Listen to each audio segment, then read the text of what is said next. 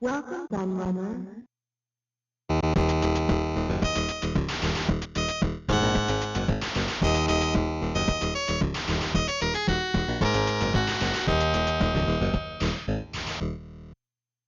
When talking about Laserdisc games, the first title that springs to mind will always be Dragon's Lair by Cinematronics and Don Bluth Studios.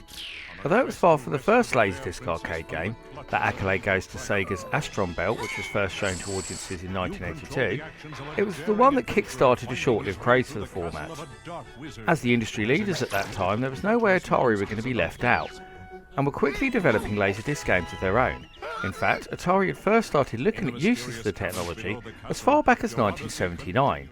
Former Atari programmer and games designer Owen Rubin lifts the lid.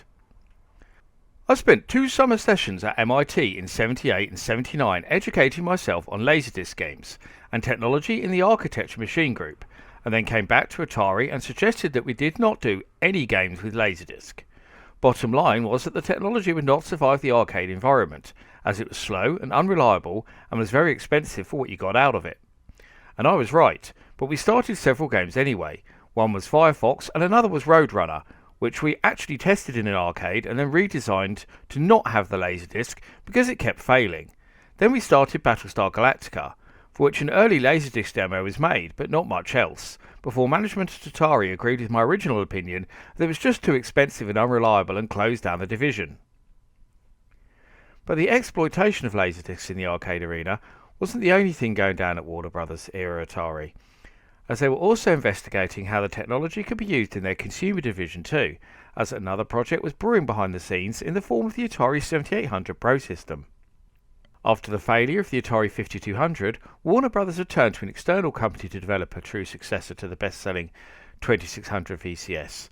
That group was the General Computer Corporation, better known as GCC, who had already been developing numerous home and arcade-based games for Atari. They had already pitched an idea for a new console to the bosses at Warner and Atari that would not just be able to play your old 2600 games, but also a range of new and advanced games too. But perhaps the key feature of the then named 3600 was the expandability options it offered. GCC had both planned and designed numerous upgrades to the Pro system, including a pass-through cartridge that would save all your high scores like an arcade game, a keyboard module to turn the 7800 into a fully fledged computer, and they had also added a port that allowed the connection of, you guessed it, a Laserdisc player. Warner Bros. Had envisaged that all the Laserdisc games Atari were releasing in the arcade could then be converted to the Atari 7800 to play in the home too. So what about those games then? I guess we should talk about those in a bit more detail. The first and most well-known title developed for Atari's Laserdisc format was Firefox, which was also the only title that got a full mainstream release too. Based on the 1982 Clint Eastwood movie with the same name, Firefox was the first and only Laserdisc arcade game to use footage from a real-life action Hollywood blockbuster.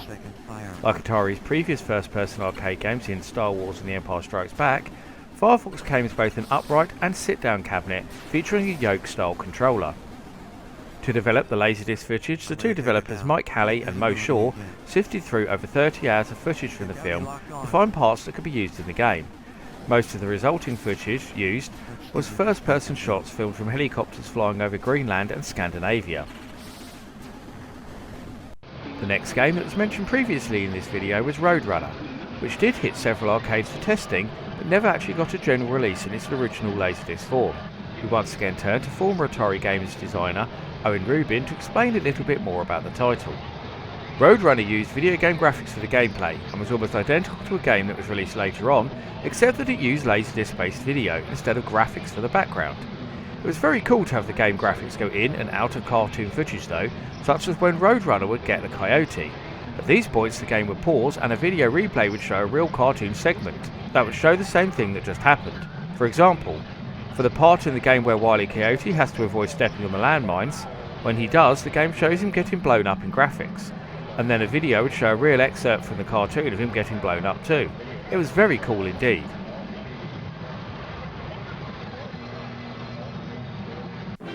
Owen also worked on 2 Laserdisc games based upon popular TV series of the times, in Battlestar Galactica and Knight Rider.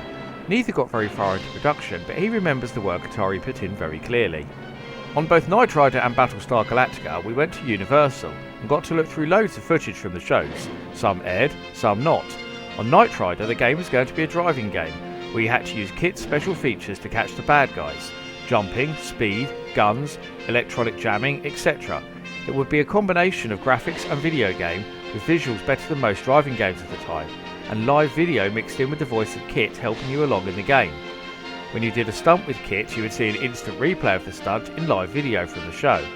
We also had some great footage that was never seen, like what really happened to the cars when they made a jump. It really crumpled the front of the cars a lot, but that was edited out on TV. If you missed a jump in the game, for example, you would see the car land and crumple and then you lose a life.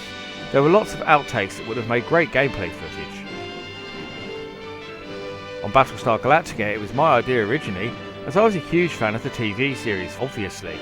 Yep, those are Cylon ships in Major Havoc, and the graphics in the tactical display were drawn like they were in Galactica for that game too. The guys who did Star Wars and Firefox started on the project, and I did a small amount of work on it as well. All that was really done was some footage on the LD that let you land a fighter ship onto one of the landing bays on either side of a large main ship. We never got much further than that, as we killed all our Laserdisc games shortly after completing Roadrunner.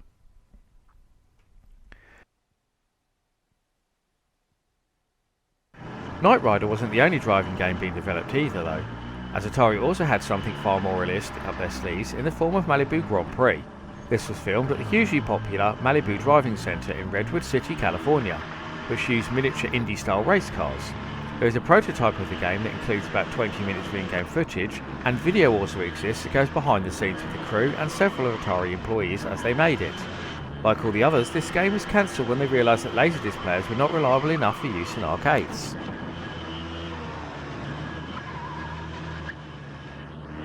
The last game developed by Atari is a little bit different and also utilised several other forms of technology, as well as Laserdiscs. For the last time, we let Owen Rubin spill the beans again. I also did a golf simulator game. We actually hit real golf balls at a projection screen, and the ball was then projected the rest of the way. We recorded thousands of pictures of the Los Gatos golf course on a Laserdisc, and when you started, we would project the view from the tee. You would hit a real ball with a real club, and we had sensors that measured your swing, your weight balance, and where the ball was hit on the screen. We would then calculate and project the ball onto the real course. After each shot, you could get a lesson from a pro on something the system analysed that you might have done wrong. In fact, we measured so many things that we had about 200 different lessons from real golf pros. From here, a graphical top-down view would display where your shot went, and then we would display the next view. It had silly things like going into the water hazard footage as well to make it even more realistic. Good shot and a good swing. When you put your left hand on the club, try to put the back of your left hand at your target and in line with the bottom line of the club. Pressure points in your left hand, the last three fingers. You put your right hand on the club so that the palm of your right hand faces your target and is in line with the bottom line of the club. Your first finger is split a little from the rest of the grip. This grip holds true no matter whether you have the overlap, as you see I have here, or the interlock grip used by players with small hands, or the 10-finger grip.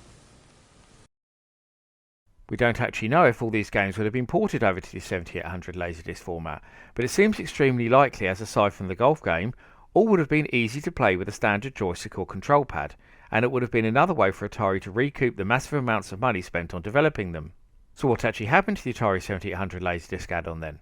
Well, you might be thinking that it was cancelled for being too unreliable like the arcade games, but it actually wasn't, and Warner Atari very much saw the project as one with far more potential. The problem here was that whilst these Laserdisc games were in development, the often talked about North American video game crash was in full flow, and due to the significant losses being reported from Atari's consumer division, Warner decided to offload that part of the company completely. Jack Tramiel would step forward and purchase the division in July 1984, and contrary to popular belief, the Atari 7800 was still very much part of his plans going forward. What do you want? What do you think? What do you want? I want the latest games anywhere.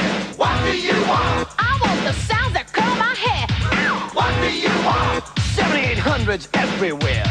What do you want? I want Atari. I do. What do you want? I want Atari. What do you want? Atari 7800. Atari's the name of the game, dudes. Check it out at these rad stores. However, Jack was notorious for his cost-cutting measures, and he quickly outlined the 7800 Laserdisc project as one not worth pursuing. Not only did he cancel the development of Atari branded players and the interface needed to connect them up to the console, but he also decided to remove the 7800's expansion port completely, seeing it as an unneeded expense on the production line. This is why early Warner produced 7800s featured the expansion port, while later Atari Corp models do not. It's a shame because the 7800 Pro system could have become the very first console to embrace the use of full motion video in gaming, way before Sega's Mega CD add-on did, some 7 years later. Mind you, when you consider the limited playability of such games and the expense of the technology needed to play the discs, perhaps we didn't really miss out at all, and, like Sega's add-on, the 7800 Laserdisc would have proved another costly mistake for the once great company. I must add that I'm quite surprised nobody in the homebrew community has attempted to finish what Atari started, and get a Laserdisc player connected up to the original model of the 7800. So there's an idea. What are you waiting for, Pro Systemers? Please let me know your thoughts on Atari's short-lived venture into the world of Laserdiscs, and if you would have wanted such a device for your Atari 7800 Pro system. But before I go, I must thank all my loyal patrons for continuing to support my channel, and to make videos like this possible. So a special shout out goes to Funder Fundington, John DiLiberto, Keith, Carl Olsen, Larry Anderson, Mark Slorence, Mr. Gaboto and Scott Maguire. If you want to do the same, then go check out my Patreon right now and get access to a host of extra content including downloads, exclusive videos, creative insights and much more besides. I've been the Laird and I thank you for watching, and I'll see you all again for another video very soon.